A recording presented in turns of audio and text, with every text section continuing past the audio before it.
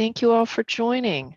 Once again, my name is Sarah Legates, and I am here today with my co-host. I don't know which direction to point.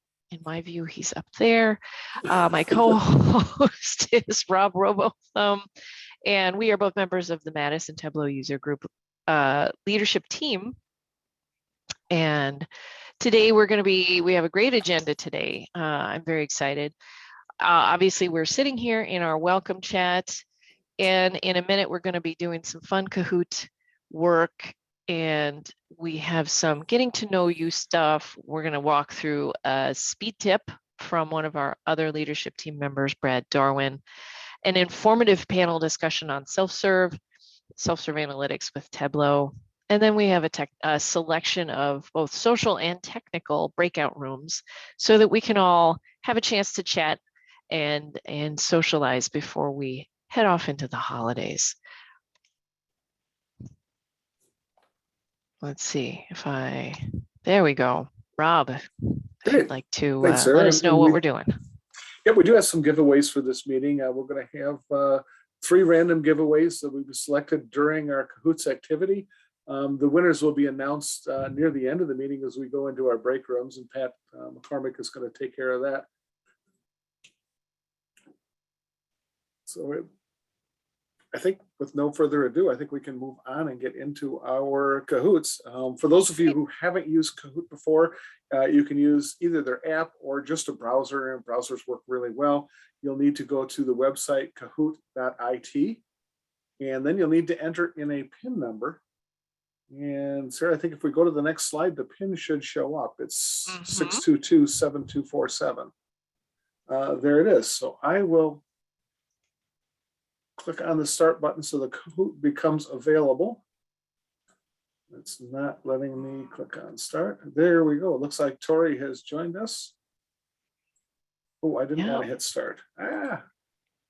Well, okay, I'm going to stop sharing my screen so Rob can share the Kahoot screen. And if this, okay, so I was not supposed to hit start and exit the game. Okay, which means I'm going to have to kill it. This means we're going to get a new Kahoot number. I'm sorry about that. Well, we lied. Ladies and gentlemen, we're going to have a different Kahoot pin. I haven't used Kahoot enough, so it's 149-6774. That's 149-6774. Is that right? Yep. And if I share a screen, it should show up. I've got that pin in chat for those of you who were not able to see it or hear it. It looks like people are appearing, so that's great. Yeah. So you want to open up your Kahoot, enter a nickname, and we'll be able to get started here in just a minute when we get a few more of our participants to join in. We got 64 participants here in the call with us today. Thank you all for coming. If you're just joining us, we are playing Kahoot. You should be able to see on your screen the pin. Go to kahoot.it. Enter that pin and enter the pin and give yourself a nickname. And as a reminder, we're going to be picking 3 random winners from our Kahoot game today for a giveaway. So please do participate, and we do want you to stick around. So in order to win for today, you are going to have to be here through the end of our panel discussion, which we promise is going to be worth your time and waiting. So I think we're at 44 in our Kahoot. Oh, I got a great note in chat that you can also scan the QR code with your phone if you'd like to play on your phone instead of using a desktop browser. All right, we're at 45. Why don't we get started? There are probably a few of us like me who are not in there, so I'll hit start, and we'll start getting questions. We'll start in just about 3 seconds. Welcome to our Madison Tug Q4 meeting. The first question is, from where are you joining us today? And multiple answers are allowed. So after you select one or more answers, you can click the submit button.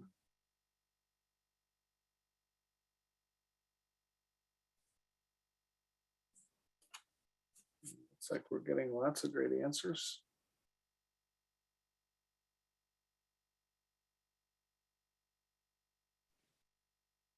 I don't know if we've got any overseas participants today. I was hoping don't know. hoping we'd have some folks. It looks like we've got from a lot our- of Wisconsin, others from the Midwest. Mhm. And those that are in other places like Florida aren't really participating. Oh gosh, I should log in just to have one of those out of Those area. others. One of those out of area answers. It looks like Nuclear Sean is leading us today. Huh? Right. Great job answering, folks. And your favorite cheese. And again, you can choose more than one if you just love all cheeses. We've got everything from fresh to mild, aged. And of course, the non-cow cheeses, those that are made from goat, sheep milk, camels. Actually, in Greece, they make cheese from horse milk. I have a friend who owns a horse farm in Greece, and they make their own cheese from horse milk. For those of you who don't know, Rob works for Grande Cheese. And so he knows, obviously, he knows a lot about cheese. I know a little bit about cheese. Oh, great variety here. It looks like more people like our aged cheeses, those sharp, stronger flavored cheeses than any other group. And Sarah has pulled into the lead, followed by Bobo. What's your favorite goat breed? And this is kind of a call out to all those people like Jen who have goats and work with goats. We've got a lot of goat farmers around now.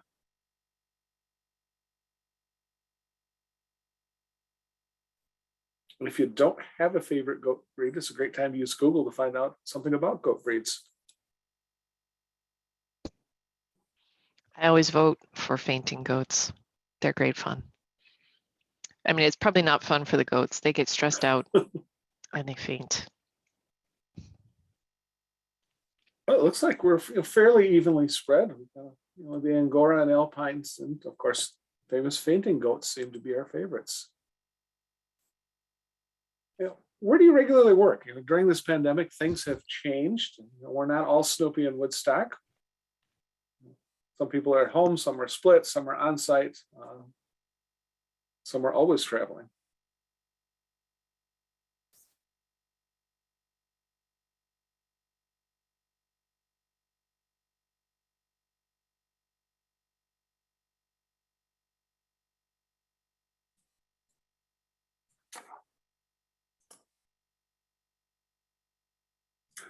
Most of us are working from home.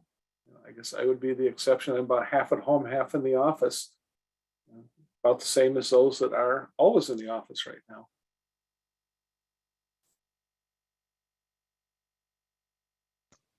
How has the pandemic improved your life? We just don't hear a lot about this. There has to be some way that it's made things better. Maybe you have more time with your spouse, with your children. You don't have to commute. You don't have to travel.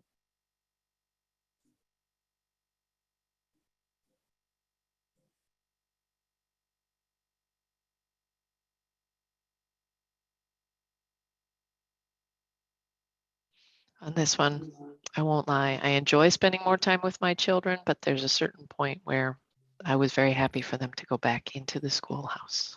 Yep. And it looks like from the two answers that not commuting and not traveling, which is great for us, also great for the environment, an unexpected side effect. Back to the nuclear top. What do you most anticipate when this all ends? In-person tug meetings, I think it's got to rank up there near the top. And again, you can choose more than one before you submit. I got to tell you, I am looking forward to traveling more. It's not a regular component of my work. So the opportunity to go somewhere different, see some new things, or even just see old things that I haven't seen in a while. I think they'll take on, kind of anticipate they'll take on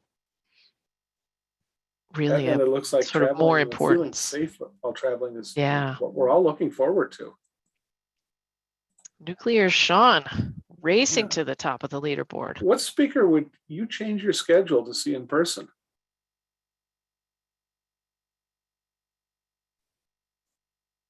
I appreciate that we have Orson Scott Card on there, but I would go see Malcolm Gladwell. Uncle Orson is a really interesting person to hear speak. I have not heard him in person, and he does refer to himself as Uncle Orson. That I was not aware of. Tim Berners-Lee, I had dinner with one time, very early in the whole tech revolution. Yeah, and there's Neil deGrasse Tyson. He was recently in Madison, well, recently, 5 years ago or so. And that's the only presentation at the theater there in Madison where they did not have student rush tickets, which is really kind of sad. What do you expect to get out of the Madison Tug? What can we do for you? This is really going to help our leadership group know, what are you looking for? How can we focus in the future?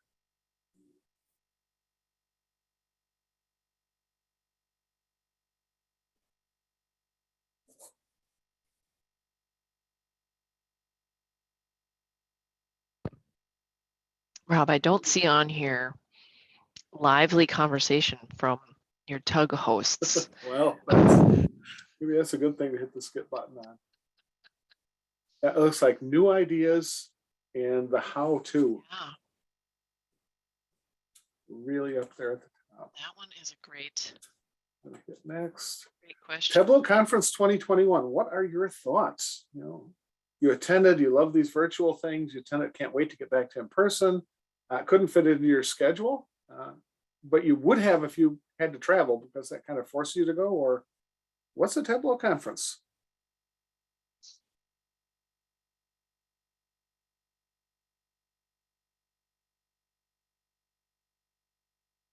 I have a confession.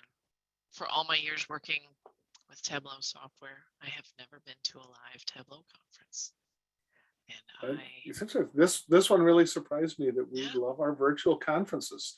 I do agree that the travel hassles and crowds are great to avoid. Also, we have 4 folks out there who aren't that familiar with Tableau conference. I feel like we should take this opportunity. We'll hear a little bit more about it later in today's meeting, but every year the Tableau company puts on a great show, and it's worth doing a little digging. And what do you read? We all read different things. I threw Isaac's picture in there up on top. It's something my daughter recreated sitting on a pile of his books. I couldn't find her picture sitting in the books, so I grabbed his. All of the above. The above. It looks like our nonfiction and science fiction are there. Tech manuals, I guess we have to read, but maybe we don't enjoy that as quite as much as we did. And how do you Tableau?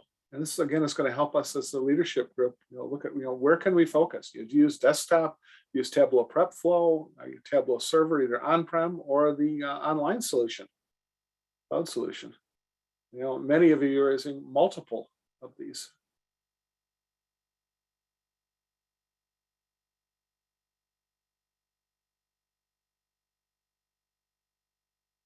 It looks like desktop is by far the one we're using the most, and very few using cloud. This will be interesting as we're going to talk a little bit about cloud later on today. And our last question is, where are you in your Tableau journey? As we look at the Tableau blueprint or other documents, and this again will help us as a leadership group as we focus things. You've asked for how to and new Tableau features. Should we focus these on people who've been doing this for a long time? Should it be for people who are new to Tableau? And maybe it's all of the above. It's always great to get a snapshot of where we are today and where we might need to go in the future.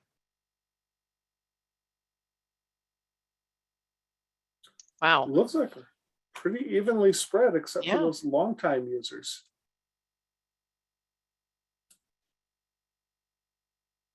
It looks like Nuclear Sean, FNL, and Ann are our 3 leaders here. The drawing will be random because really the only way to score points here was to answer quickly. So I'll turn things back over to Sarah so she can show her screen again and talk about speakers. Okay. Well, let me get all my things up and running. So thank you, Rob, for that great Kahoot game. I hope we all enjoyed having a chance to kind of think about those things and step outside of our usual workaday boxes. So we have an upcoming Wisconsin Tableau user group meeting coming in January. It'll be on January the 27th. And for that meeting, we are looking for some speakers and participants.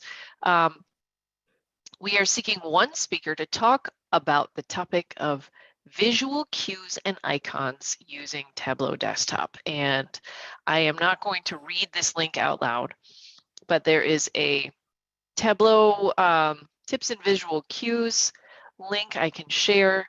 For those of you who may be interested in speaking on this topic or any topic in the future, please reach out to Pat McCormick, and he can be reached at patrick@mccormickbi.com.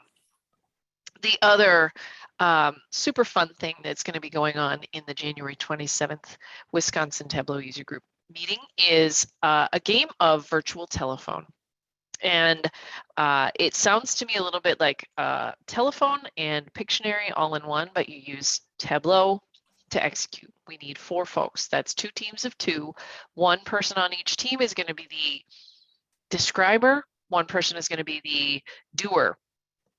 It takes about 15 minutes, and the effort will be that the describer will describe a viz that the doer can't see. And so we're going to have, I think it sounds like a lot of fun. Again, with this, if you're interested in participating, please reach out to Pat here in chat in the meeting, or reach out to him at some point in the future at patrick@mccormick, and that's McCormickBI.com. Okay, so here in our Tableau user group, Madison Tableau user group, behind the scenes, we have an active group of leaders who do the work of putting together these agendas, bringing in speakers, and thinking through what things we can present to you to enrich your Tableau career. Sadly, we've had a couple of folks who are stepping down from our leadership team. One longtime member who you've all probably seen and heard in the past is Sarah Weber. She made an amazing career transition to go to work for the Tableau company, but that means that she can no longer participate on our leadership board. Additionally, one of our newer members, Sarah Schneider, is having to step away for work considerations. We have, in this last couple of months, we've also welcomed a new member. Her name is Olivia Butler. Olivia is the data management liaison for the Wisconsin Department of Health Services and serves as the Tableau site administrator at DHS. Olivia received her master's from the La Follette School of Public Affairs prior to starting work for the state of Wisconsin, where she was able to apply her background in policy and econometrics and discover her love of Tableau. Olivia is also a leader for the state of Wisconsin Tableau user group and serves on the leadership team of the first Women in Technology group at DHS. She enjoys supporting her data community and is always looking for new ways to improve data strategies to support modern analytics. Welcome, Olivia. Those of you who have been to meetings in the last few months may have heard Olivia speak recently on Tableau server and a number of other topics. We're really, really excited that she's joining us. But this is also a great opportunity for us to mention we always welcome new leadership members into our group. We would love to have you.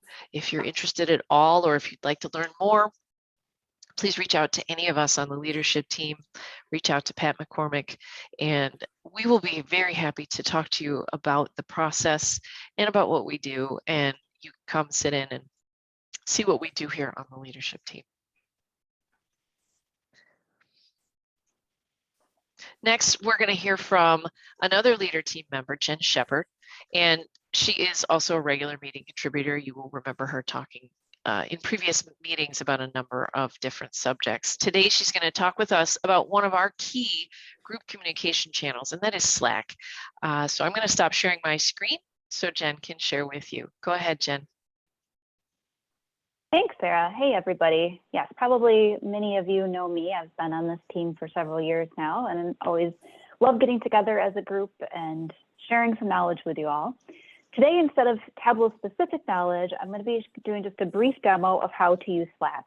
We, as a leadership team, try to communicate with you about upcoming events, share tips, do networking, and we've been trying to get this Slack site off the ground for a little while now, and we do have 109 people in our site, which is great, but we thought that maybe one barrier to entry might be that some of you just are not familiar with Slack, don't really know how to use it, don't really understand what it's for, maybe don't really know how we as a TUG are using it. So we thought that maybe a demo might be useful in that regard. So this is certainly not going to be a full service training. Sorry, can I ask whoever is unmuted to go ahead and mute yourself? We have a little bit of feedback there. Thank you.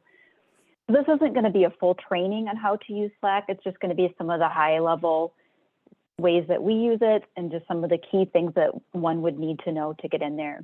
One thing I want to make sure I say right off the bat is that if one of the reasons you've been reluctant to use Slack is because you do all of your work from your company owned machine and you're not able to install any new software on it, that's actually not a problem.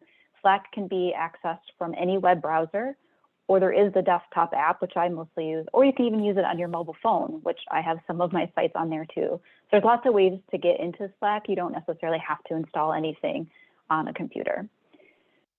So big picture, each group that collaborates together in Slack has what they call a work site or a workspace, or I just call site.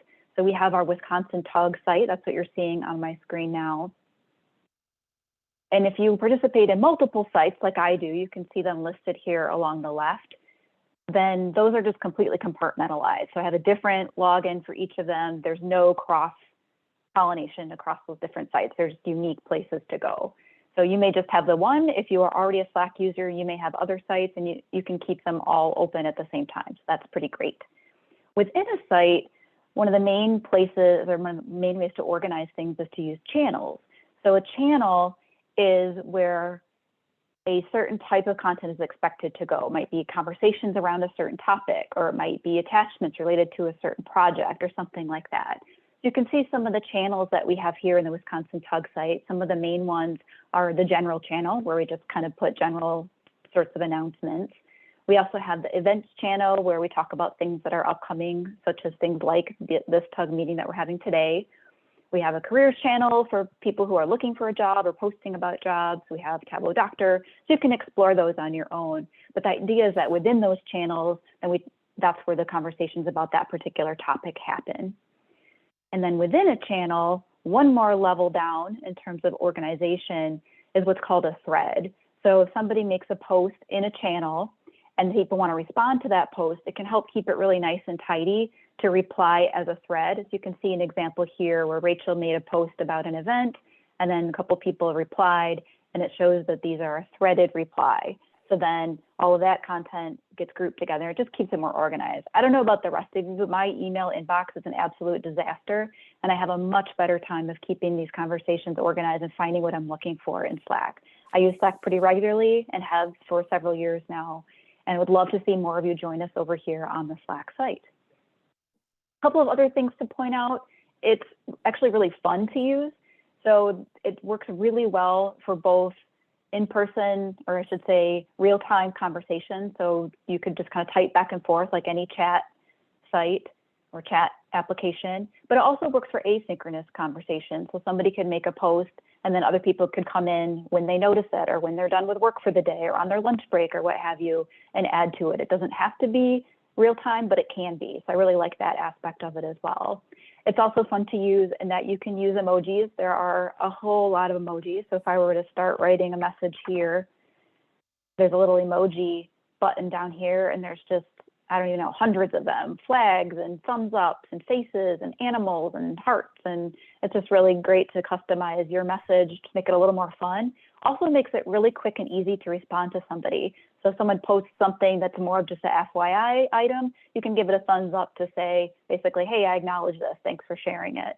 Or if somebody asks you to do something, you can respond with a check mark or something like that to just quickly show that it's been taken care of. So the emojis are both, I guess, more character and more fun, but also just a quick way to respond. So those are pretty great. I like how Slack lets you search for things. So if you know somebody posted about something, but you can't for the life of you remember who it was or what channel that was in, yes, that happens to all of us. There's a search bar right at the top. So you can look for that phrase that you were looking for and find it. Also, if people do upload things, there's an easy way in any given channel to go to those channel details. And you can see not only who's in the channel, which is what I'm showing right now. So we have channel members. We have a lot of people. Oh my gosh, looks like we just gained a new member. That's excellent. There's also the about, and if there were any files shared, They're down here in this file. So if you remember that somebody shared something in a particular channel, instead of scrolling through the whole thing, you can just go straight here. So lots of ways of getting at the content. And attaching files is really easy. You just use this little paperclip button. You can upload a PowerPoint deck, which we do as a leadership team sometimes. You can upload an image file, like this background that you see in my Zoom today. This came from one of these channels that somebody posted. So I just downloaded it for myself, and now I have a new Zoom background. That's really easy too.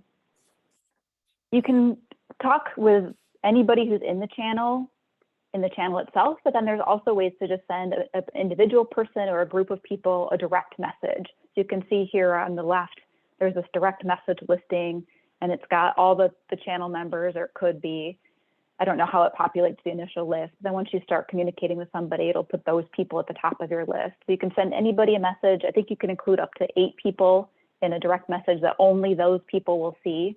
So there's still that opportunity to do one-on-one or small group conversations. It'll notify you if people are active. You can see some of these green dots showing for people who are signed in to Slack right now. You can turn your dot off if you prefer not to be so transparently available. So I know this is a little bit of a whirlwind. We just wanted to kind of start introducing you to this. I'll say a couple more things about it, but I also just wanted to put in a plug right now that during the breakout rooms, I will be in one of those rooms, happy to answer any questions about Slack that people have to the best of my ability. I'm certainly not an expert, but happy to help you as much as I can. Also would love to hear tips from any of you who have been using Slack regularly. If you've got some great ways to use it, we're all ears. So feel free to come join me in that breakout room.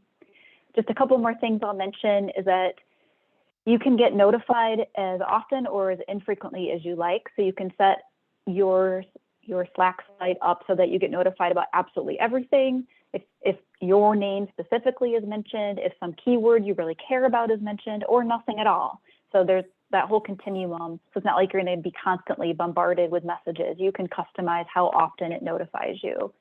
So that's really helpful.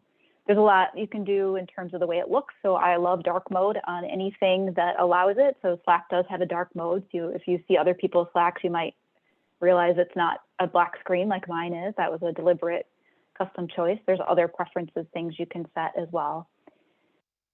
Just a couple more benefits I'll mention, and then I'll turn it back over to Sarah. So I mentioned the search. You can also pin conversations. So if there's something that's really important information that we want to be able to find easily in a channel, you can pin that so that it goes to the top and it's really easy to find. So I'll just mention that. And you can also bring in hyperlinks really easily. So if this were an actual link to something, there's this little interconnected chain icon. If I click that, I can just paste in a hyperlink and it changes the font color and it does all of that for you. There's bulleted lists, numbered lists, a little bit of formatting, all kinds of stuff. And then the last thing I'll just say before I put a post in here is that when you go to send a message, you can send it immediately. There's actually an option to schedule it for later. So if you wanted something to go out at a certain time for whatever reason, you can customize when your message appears.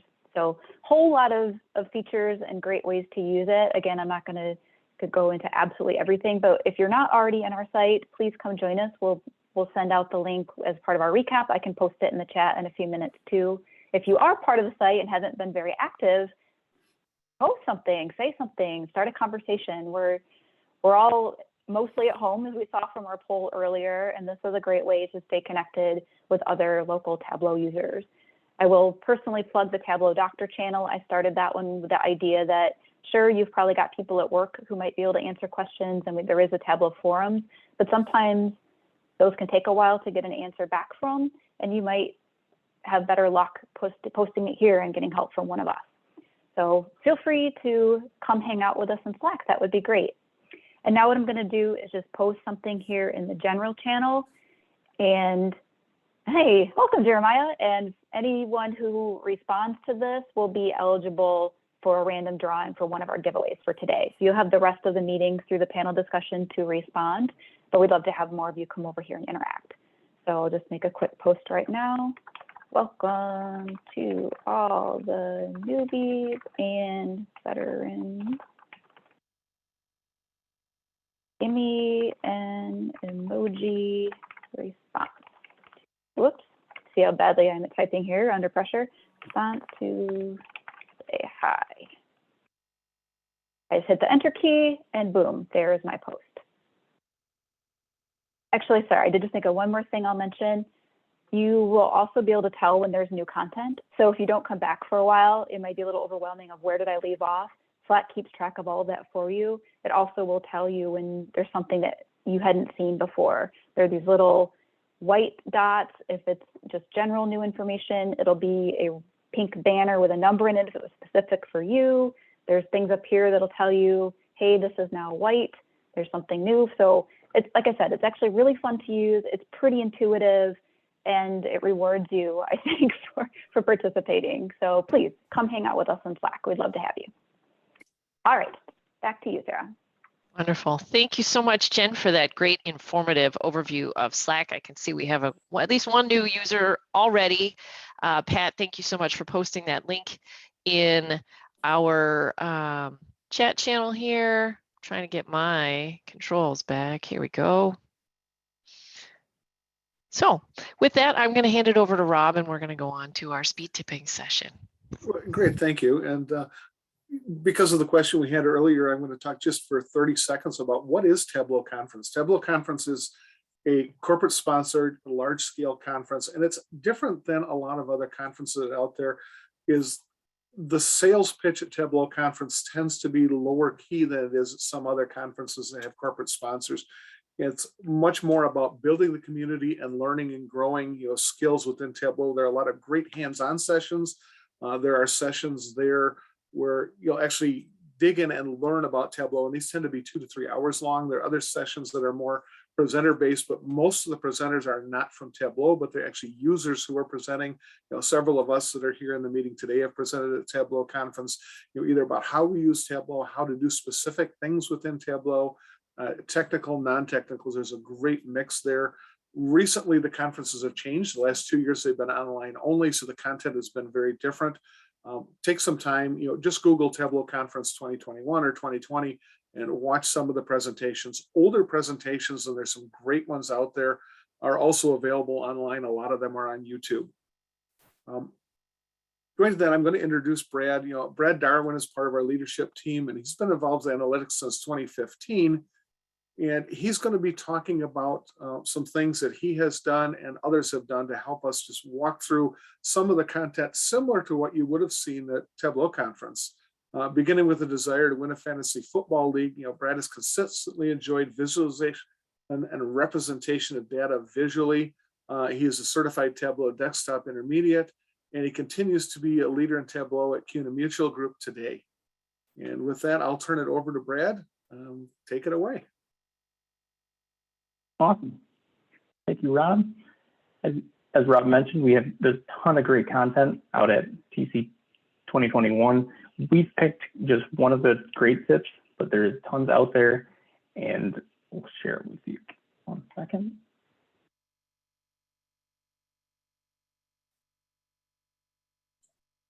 All right.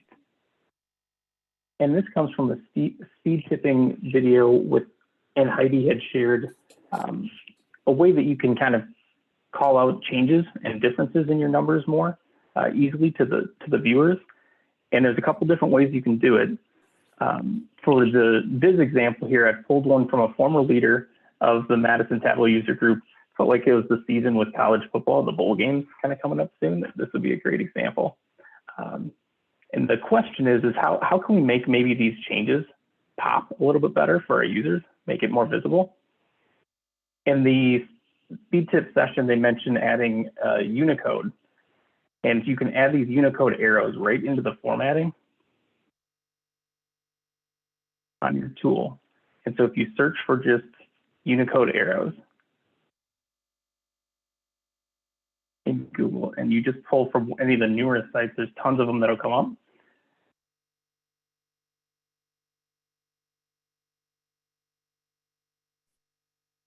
You can actually paste it right in to the number format.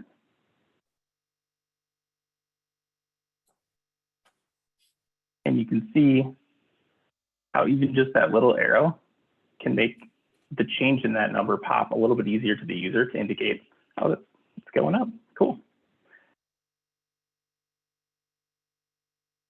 similar to that, even just adding on the negative side, adding minus.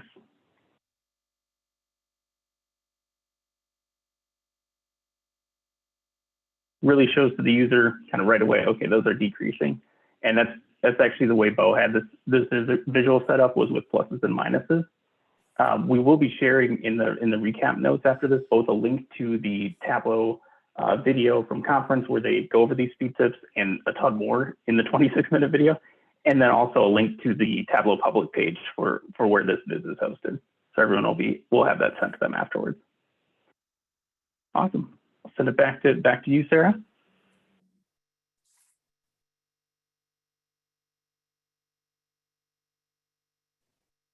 Thanks so much, Brad. I was in the process of trying to paste some links into our chat, and as I anticipated before this meeting, I really cannot multitask very well. While trying to talk, I can't work my fingers. So that was a great tip. And our next chunk of meeting, we are going to be doing an interactive panel, and that's going to be myself, Rob, and our other co-lead, Olivia, and we're going to be talking today about self-serve in the Tableau analytics community.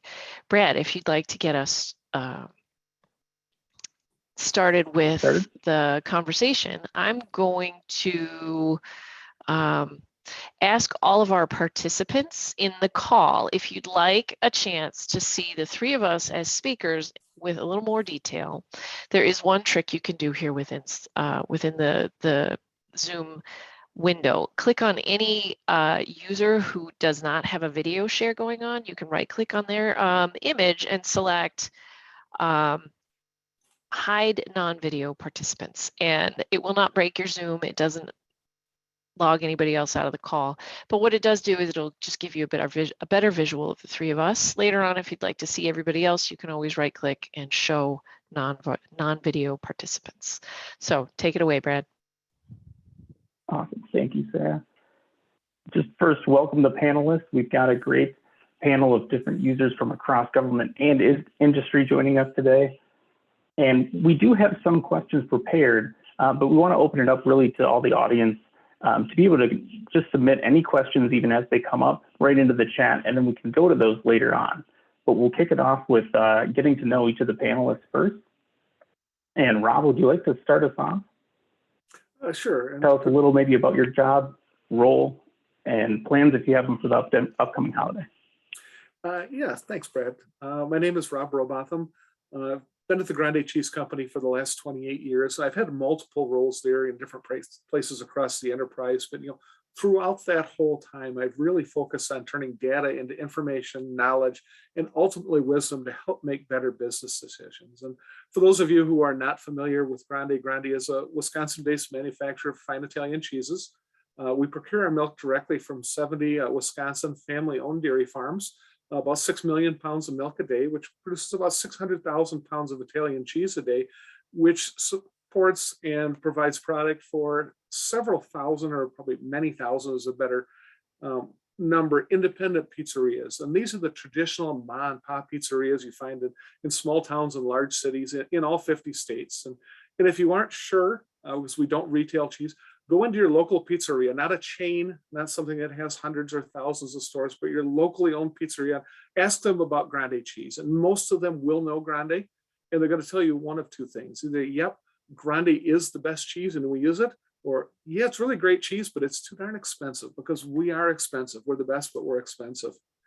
Prior to Grande, my tenure there, I was involved in production agriculture, dairy and cash crop farming in southeastern Wisconsin. And I'll turn it back and let one of the other of you introduce yourselves. Awesome. Thanks, Rob. Olivia, should we go over to you? Sure. Hi, everybody. I got introduced a little bit earlier, but I am the data management liaison for the state of Wisconsin Department of Health Services. And what that means is I work with all of our divisions. So we are a super health agency, which means we have both Medicaid services and public health under our health services umbrella. And we work with, I work, excuse me, with all of our divisions in developing their data management and governance strategies and helping to enable modern analytics across the agency and kind of control and upgrade a lot of our systems to make sure that we're able to respond to the needs of our business areas as those needs arise. The other thing that I am really excited about is the launch of our new enterprise data strategy that I've helped facilitate, and we're getting underway to really bring some more enterprise attention to our data and centralize and consolidate some of those enterprise data assets that we've previously not been able to really catalog and operate at management and governance strategies around at the enterprise level. So I'm super excited to be here and a part of the leadership team and participating on this panel today. Awesome. That's great, Olivia. Thank you for joining us. And Sarah, over to you. Absolutely. Hi, everybody. I'm Sarah Legates, and I work in business intelligence for American Family Insurance. In my current role, I support the Life company as an analytics strategist and technical lead, and which means I do everything across the spectrum from querying data, building visualizations, to data pipeline development and BI tool strategy planning and development. Within the Tableau community locally, I shouldn't say locally anymore because it feels weird. I moved out of state over the summer. So I still maintain very strong ties to the Madison community, although technically I'm not on the ground there, but in Zoom land, I'm here. I'm here with you. Within the Tableau community, I support the Madison Tableau user group as a member of the leadership team, where I have the privilege of meeting regularly with all of you like-minded Tableau users. As I mentioned, we recently moved. If you've ever moved with kids and pets, or even if you've just moved like as a single person, you know, it's chaotic, it's messy. So I'm really looking forward this holiday season to taking some time off to try to kind of control the chaos. I don't know how successful I'm going to be, but I'm going to try. And then we're going to just do as many, you know, sort of classic and cheesy holiday things as possible. And that includes, I've been watching Hallmark Christmas movies. I'm very sorry to admit. That's like saying that you read, you know, pulp fiction and cheesy magazines, but it's true. This year, for the first time, I've been watching Hallmark Christmas movies because, you know, it's a great way to unplug when I'm not working. So that's it for me. Thank you. Awesome. Thanks to all the panelists for the info. That's great. We'll keep this conversation rolling. First, we'll direct a question to one of the panelists, and then we'll open it up to the rest of the group. So feel free to kind of be thinking as they're answering if you want to add to that. However, to get started, we'll start with you, Olivia. Question is, how is your background using self-serve to benefit your data and analytics community? That's a great question. So we have, in my mind, there's a couple different pillars for self-service analytics. So I think that it's really important in my mind, and what I like to focus on is the data literacy aspect of it and enabling our users at all roles and skill levels to really pick up and utilize data in a meaningful way.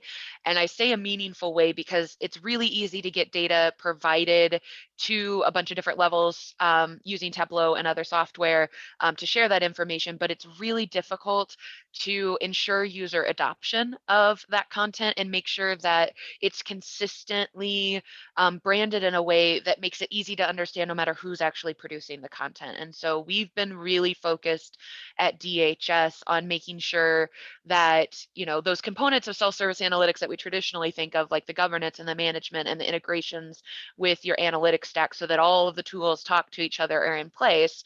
But the challenge for us has really been user adoption and making sure that the data that we provide to those users is meaningful to them and that they can enable it to kind of get those insights faster and do the drill down and answer their own questions. And I think some of the ways that we've approached that at DHS is really creating enterprise-wide standards for how we talk about our data. So adding information about not only the technical notes, like how is that data calculated? How are we getting that data to you? But also, how do you interpret it? What does this mean for your business area at a given point in time? And I think adding that standard has really helped management get more excited about the content that we can provide. It's opened a lot of doors for those that maybe aren't at the same skill level as some of our advanced analytics users to think about the data in a new way, and not in providing them, we're not hand-holding, so to speak, right? We're not telling them how they have to understand the data, but how we intended the data to be understood. And it's given them a starting launch point to really start asking those more in-depth questions about what they're looking at, because it helps them if their question isn't being answered right, when we say, this is what we intended for the dashboard to be used for, it's easier for them to say, okay, well, what about this? Or how can we get the information that we're needing if it's not currently being displayed on the data that's available to us? I also think that we've been able to create sort of a system of expectation, which has been really helpful in overcoming that self-service analytic hurdle. They know that the data is going to update at the specific time, and we made sure that we include that information on the dashboard itself. So if they go in and they look at their content and they see, it's not updated for today, we've actually really encouraged people to start reaching out to us and saying, okay, well, what happened? Why isn't the data there? And they know that system of consistency creates it creates an environment and a culture where it's easier to go in and at a certain time every day they're looking at a specific piece of content. And that has really allowed us to expand the use of data across our enterprise in a way that we really haven't been able to do previously, because it's been a very static report, or it's been on a very specific topic, and it is not on a regular schedule of updates, honestly. And so they don't create a consistent behavior of going to look at that data, right? They know now that at 2 p.m. every single day they can go look at their dashboard and find new information, and they start doing that more and more frequently. And as they look at it more frequently, they build their data skills even passively to be able to start asking those more in-depth questions. And it's really been a launch pad for us at DHS to enabling this self-service analytics to also start thinking more strategically about how we can meet those business needs over the long run. And, where do we have gaps? Where are there questions that are being asked that we don't have answers to? And how do we get them those answers? So I think for me, pushing forward that concept of everybody is a data person, right? It's not just the people that are building the dashboards. It's not just the people that are working with our source systems. It's all of our staff throughout the agency either consume or create data in one way or another. And they should all think of themselves as data people instead of, oh, I just work with it, or, oh, I just look at it. No, I'm actually a data person because I'm consuming this data and I'm using this data in my day-to-day operations. Awesome. Yeah, so it really sounds like the self-service is strong at DHS. That's great. Thank you for sharing. Do others want to kind of comment on either Anthem or Grande with regards to the self-service? And one of the things that Olivia just talked about was putting something in a dashboard in that workbook to identify when data is refreshed. And that's something that is lacking from a lot of dashboards, including most of those that I create. I understand the sequence of the data and where it comes from, what it is, but that doesn't mean that every user does. So I think, that's just a great suggestion to put that documentation up front so other users have access to it and know, when should I be expecting this data to be refreshed and what's the cadence? I think that's just wonderful, wonderful thing you're doing. Mm-hmm. And I just really want to highlight too, I appreciate Olivia calling out that you're driving a culture of everyone is a data person. And I think that's a very, very forward-thinking approach in creating a culture where you're not only training people to simply passively consume the data, but that if they are enabled to think of themselves as owners of the data, drivers of the analytics, that even though they may only be at the last step of the process. They're not treating themselves as being very separate from all of the pieces of the process that come before the part where they take part. And having worked in organizations where there's a very big divide between people who make the analytics and people who consume or use the analytics, I really think that that's a very critical step in creating a very data forward organization. And it's a tough row to hoe too, if you are trying to transform a culture that was previously a kind of an us versus them, to it's an us and an us. That's something to keep in mind as a way of helping to drive that adoption and use. So I think that's a great highlight. Yeah. And one thing to add, I think both Rob and Olivia mentioned the giving that information to the users. I know at Keynote too, we do have like info buttons sometimes that users can hover over to find refresh dates, and then even an info tab sometimes if there's more complex calculations or formulas that we maybe want the users to be able to dig into more. We have been doing that on a few of our visuals too, kind of case by case. So, awesome, great conversation there. Our next question is for Sarah. How do you socialize the self-service capabilities available in your organization? That is a great question, Brad. I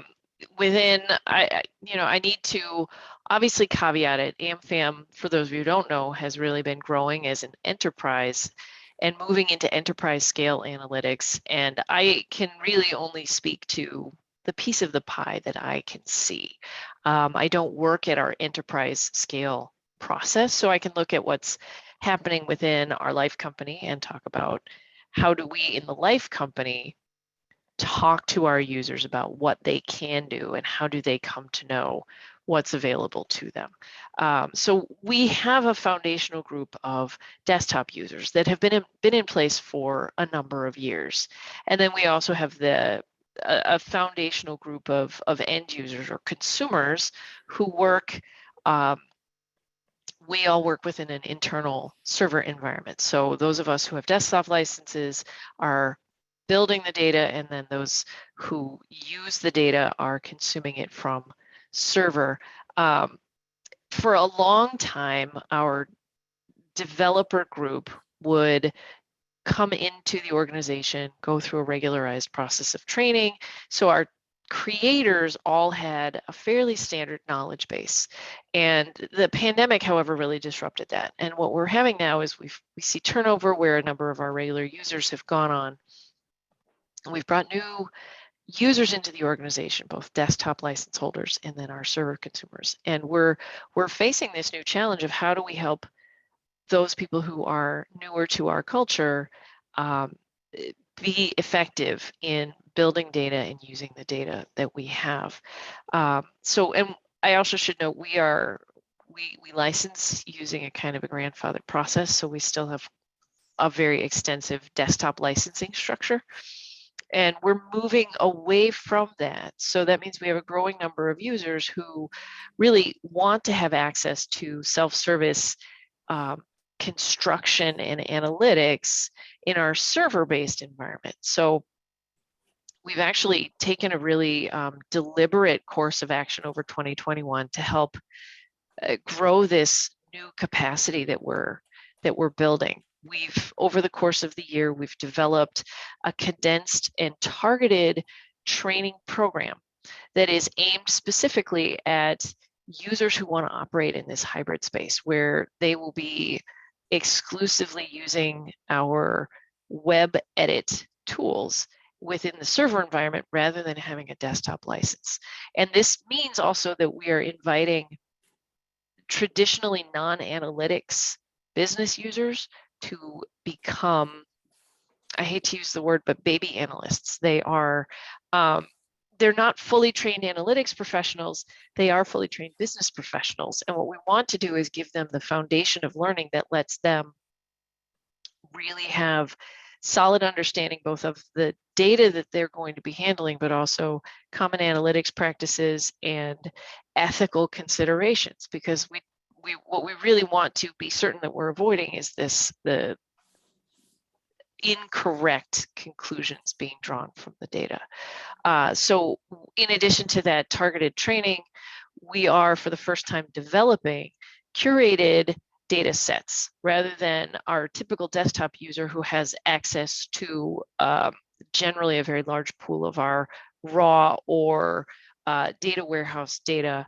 We're creating data sets that have calculated metrics embedded within them that are limited in scope and that allow these business users to develop targeted dashboards of their own that don't require intervention from one of the increasingly limited desktop user staff. In addition to that, we've created a sandbox server project so that those users have a controlled space in which they can practice their craft without interfering with or accidentally overwriting or doing anything with our published workbook collection. How are we socializing this is really an important question, because we already have our user base of desktop users and we know who those people should be, but who among our business users might really make a good candidate for this? So we initially targeted several of our top consumers. So we look at who's using the environment the most to bring in, to ask questions of the data, and who then comes back to us and asks follow-on questions. And we've opened up this opportunity to several of those users. And we found that that's actually created a synergistic effect where now we have more people sort of coming out of the woodwork saying, hey, this might be really good for me. So it is growing both through our deliberate choice of individuals, and it's also growing organically where people are talking to each other and some people are coming forward and saying, hey, but it's mostly word of mouth at this point. We find people who we believe would be good candidates and we bring them in. So do I think this process would operate at scale? If I had 10,000 users and I wanted to generate a cadre of 500 people doing this, I would change my process. But for the size of organization that we have, and to give you some sense of the scale, the Life company has about 200 people. So from among this group of probably 40 to 50 strong users of our built products, how many of those do we want to bring in and have them be these proto analysts? This is the right scaling for this very small targeted group. Awesome. Thank you for that, Sarah. I really like that approach. Yeah. Oh, thank you. That's great. And others, socializing that self-service ability within the organization. You guys want to weigh in on that? I love what Sarah was saying about identifying those data champions on the consumer end that it can help for or foster adoption through the agency. And I also really love that idea of that standardized onboarding and getting everybody on the same page. We really struggle with that at DHS because we also have a lot of turnover on our end. I think one of the things that we've done at DHS too to help socialize this is show and tells. I know it sounds basic, but honestly, I have been able to leverage competition between some of our different business areas and show off a really amazing piece of content from one of them to a different agency or business area within our agency.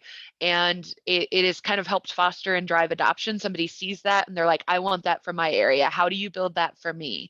And so we've been able to kind of leverage that natural competition that exists between our different business areas to really help launch our analytics capabilities forward, especially for internal facing content.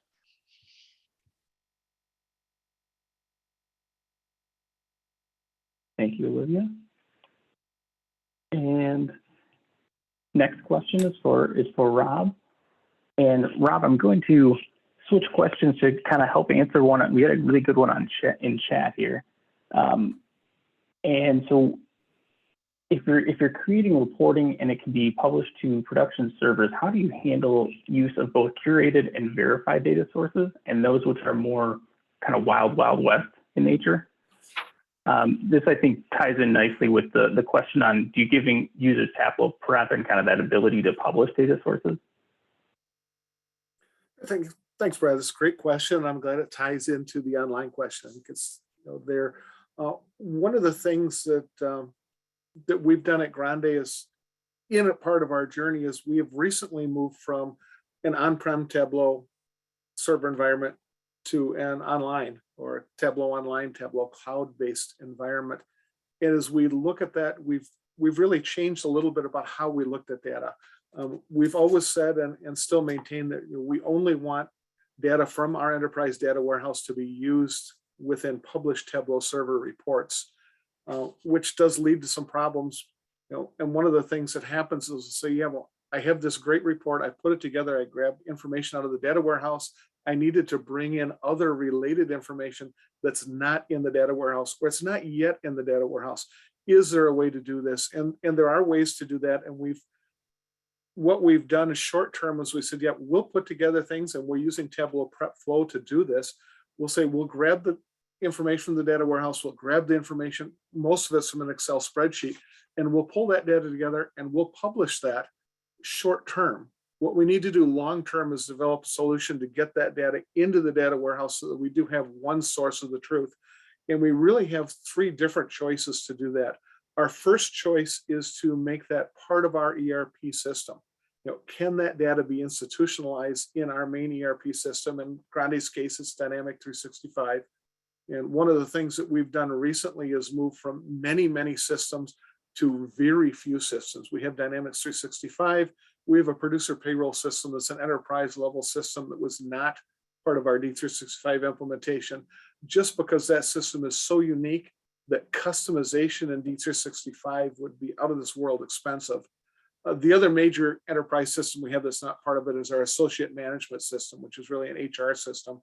At some point, it may be part of the ERP. At this point, it's not. But all the data from these systems flows into the data warehouse. So if we could, first choice would be, take this new data set. If that can be part of ERP, that's great. Then we can flow into the data warehouse that way. If not, does it fit into a producer payroll situation, or is it part of our HR data system? If it doesn't fit either of those, what we've been doing is developing Power Apps. We're using Microsoft Power Apps. We're building a Power App to really put structure around that data to make sure it's part of a SQL Server environment, not so Wild West, and then bring that data into the data warehouse. And once everything's in the data warehouse, it's really easy to pull things together. But we do realize that there are times, especially as you're prototyping, developing, that there may be data that's out there that's not in an enterprise level system. So we're using Flow, Tableau Prep Flow, to grab that data, to combine that with data that is in the data warehouse, and then publish Tableau data sources, which can be used for reporting, which gives us an extra layer in the middle. One of the other things that we've done is there are a few things they say, yep, I have this, it works. And COVID-19 reporting is a great example. We have situations where the source of the truth, the single source, is an Excel spreadsheet because things are changing so fast, we can't develop an enterprise level solution for it. At that point, we're allowing users to take their spreadsheets, save them to a network share, and we're building an ETL process around those. But one of the things that we're doing is we're building in some of the things that are hard to do in Excel. We're taking into account slowly changing dimensions, those type 2 changes, because we can build those changes into an ETL tool. We're trying to do that in Excel. It's just a nightmare. So we're really institutionalizing that data before it ends up as part of a published report. One of the things that we have users that really goes into the enablement side is we do have users who use Tableau Desktop to attach to a variety of different data sources on the development side as they're doing their analysis. And data analysts need to be able to analyze data. They don't need to be hamstrung. But as we start to publish this and say, this is our corporate report, that data needs to be incorporated into something where we know that the data is right going in, and that it's not something that somebody might fat finger something into a spreadsheet and all of a sudden it blows up on a corporate report that ends up in front of the board and they say, well, you said growth was 8.2% on this slide, and 2 slides later it's 8.7%. Which one's right? If you're always using the same data source, you're always getting the same results.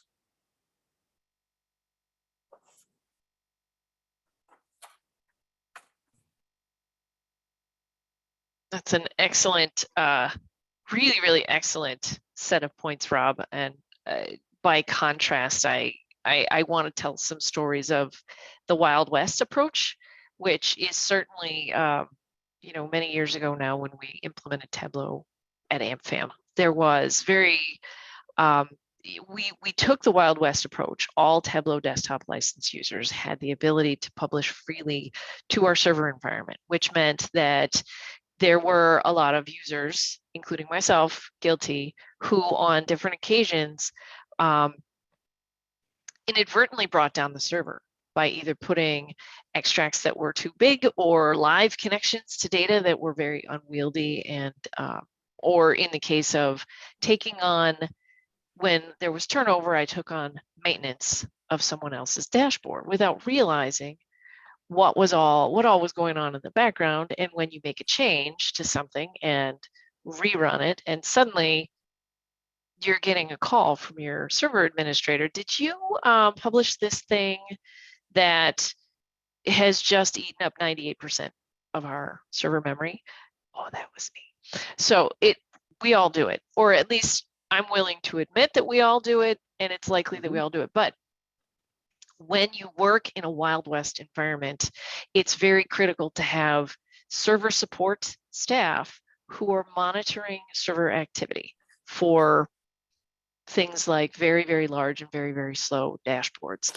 To the extent that it's possible, you can even move some of that responsibility down to individual users. But it's critical that you begin to train users on better performance queries, use extracts instead of live connections. I hate to say it depends, but it really depends very much on where your organization is in its maturity curve in using the tool, because you're going to have individuals who come on and begin using the tool, and if there isn't training in place to make them aware of performance and capacity and how to create a performant dashboard, there are many, many opportunities to hook up a dashboard to a non-performant data source, push it out to server, and whatever consequences happen. And to the extent that we now have sort of embedded Tableau culture within our organization, I think a number of those problems have been overcome mostly through trial and error. But it didn't have to be through trial and error. It's very, very useful to sort of set up guidelines. And now I'm going to be quiet because Olivia knows a lot about this, and I think she's got some good gems that she can share with us here. Thanks, Sarah. I will admit that we are currently in our Wild West phase, and we are really struggling to kind of make sure that we're thinking strategically about the content that we're sharing and how we're sharing it. So we have actually integrated a lot of server standards into the design standards for our desktop development and publisher staff, which means that performance recordings are run on dashboards and have to be shared to make sure they meet specific threshold requirements that we've set at the site admin level. We do not allow live connections in our server at all. And the reason I want to be clear that I do see the value of live connections, but here's my reason to not allow them as my general PSA to all other server admins. There are very few instances in this world where we actually need live up to the minute data. And you can schedule extract refresh schedules in Tableau server instances as low as 15-minute intervals. I have yet to come across a use case, at least at DHS, where I actually need a more frequent refresh, or somebody is looking at that data more frequently than every 15 minutes. And so we've been able to actually create a lot of performance improvements just in implementing those server-side standards into the design considerations that we're using. The other thing that we've been able to do, we are obviously, like I said, working on our enterprise data strategy. So a lot of this data set curation and certification and additional management and governance policies and practices around our data and how we share that data are in place, but we're not there yet. We don't have complete enterprise adoption yet as a part of our data strategy. And so one of the things that we were able to do to kind of tame our Wild West situation was we strongly recommend when we set up new project folders on server to kind of organize the content. We group those projects very specifically so that they don't become a burdensome group. You don't have 200 different workbooks and data sources in a single project. You have to kind of separate it out a little bit. And then we define we try and limit to just a primary and secondary publisher for all of our business areas. So you don't have all of the people that have development experience that are working in Tableau Desktop publishing everything to server all the time. You have a primary and secondary person that publish on behalf of their team. And that's really created a system of expectation where the developers can play around, can connect to data, but the publishers can ensure that the data that's making it to server and the workbook content that's going to server are really meeting those design standards and kind of act as gatekeepers for their business area content that makes it to that server environment so that it's completed all of those reviews. It meets our design standards and server performance standards. And that's been a really helpful kind of intermediary step for DHS as we work on these more formalized and controlled management and governance processes for our self-service analytic platforms that, we have, those become our champions. There's a handful then of publishers instead of hundreds of publishers. And if something goes wrong or we need to kind of work out a new standard for our enterprise environment, we can talk to that group and get their feedback and make sure that whatever we're going to implement really works for the business as well as the technical IT side on the server. And I've mentioned this before in many groups, it's really important if you are on the IT side and the server admin side that you are monitoring this. As Sarah was saying, it really, especially the less control you have, formalized control you have of your data, the more you have a need for that admin role to be really active and stepping in. And so the Department of Health Services, we participate on a shared server. So the other consideration that we have is that our server admins at the Department of Administration are really server admins for 17 different agencies, which means the site admins for each of those agencies have to kind of step it up a little bit in terms of responsibility and monitoring the jobs and the performance and the process and providing recommendations to the server admin for changes that we need to make to scale as we continue to expand the use of Tableau at the state. Olivia, I think you've made a couple really excellent points there. One of them, from an earlier presentation you did about a year and a half ago, we took the same advice and took it to heart. As we move from Tableau on site to Tableau online, moving to the cloud solution, we went from over 95% live connections to now we have about 2% live connections. If data is only refreshed at the source on a daily basis or an hourly basis, there's no reason to have live connections. The only thing that we have live right now is data coming from the PLCs, the plant level controllers in our plant, which is up to the instant data. And the only reason that's on Tableau at all is because there's a lack of functionality on the plant floor. And most of our plants have been upgraded, and the Tableau reports will go away when they can see things live on their screens natively. The other thing that you talked about was publishing. We have moved from having a lot of people that publish to really only 2, smaller organization. So we only have 2 people, and recently a couple others of us have been thrown into, you had to publish because we publish Tuesday and Thursday afternoons. And the only reason they're more than 2 is we have someone on maternity leave. So until that person is back, I get to step in and, okay, make sure I do this right and help guide me as I do it. But I think that limiting the number of fingers in the pot really helps. These are all excellent points, and I can see that we've touched on a really deep topic here. We do have additional breakout time in a little bit to come back if we want to continue talking about this, but we do need to move further into our agenda. Thank you to all of these panelists for your very valuable contribution this afternoon. So I'm going to hand it over now to my colleague Pat. He's got some giveaway winners to announce for us. Yeah, fabulous conversation. So our giveaway winners from the Kahoot poll are Nuclear Sean, Amit, and Dawn. And please ping me to demonstrate in the chat to demonstrate that you're still here. Must be here to win, and indicate whether you would like a free e-learning certificate or a Tableau Swag Store certificate. And from our Slack demo, Jeremiah Robinson is the winner. And likewise, ping me in the chat with your preference, and I'll follow up accordingly with those certificates. Congrats. Great. Congrats, everybody. I'm going to move quickly through a few of our wrap-ups so that we do have a few minutes available to us for the last breakout session. So coming up in January, as I mentioned earlier, we do have our upcoming Wisconsin Tableau user group meeting. It's virtual and it's on January 27th. Once again, here's a plug. If you'd like to speak, we would really love to have you. Reach out to Pat, as you saw in chat earlier. In February, the Milwaukee Tug will be having their first quarter virtual meeting, and our next Madison Tableau user group meeting will be happening in March of 2022.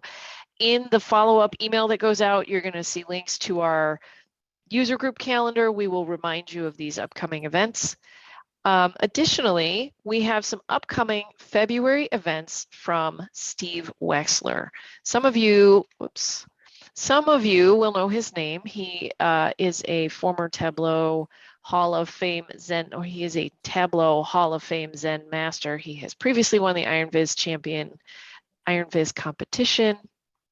He's the author of the Big Book of Dashboards book and the Big Picture. 2 events in February. One is aimed at those individuals who consume dashboards, called How to Use Data Visualizations to Make Better Decisions Faster. The second of these presentations is aimed at those of us who are creators of dashboards, called Building World-Class Business Dashboards. Again, these links will be in the follow-up, and you can reach out to Steve and enroll in those events. Once again, from the Madison Tableau user group leadership team, we thank you for being here. We are missing Olivia on this slide, so you just have to picture Olivia down in the lower right corner, and she'll be in our next review, so you can see her smiling face. Once again, also, we do have these stay connected links. These will be in our share out later. I am going to go ahead and open up some breakout rooms. We have 5 breakout rooms today. First 2 are technical topics. Number 1 is best new features of Tableau, best of TC, anything you've seen in the beta releases and want to talk about. The second one is we can continue to talk about the Tableau self-serve. Third group, deep dive discussion about Slack. 4th and 5th groups are open conversations. Group 4, open networking, catch up, chat with some of your peers. Open group 2, if you have any favorite vizzes from Tableau Public, or if you like to build interesting stuff with fun data. The demo that we saw earlier from Brad of Bo McCready's sports data. Bo is a great example of somebody who builds public data with fun, builds public vizzes with fun data. So I am going to open up these breakout rooms, and they are free to choose. Go ahead and enter any room you'd like. You are also free to return to the main room or go between rooms.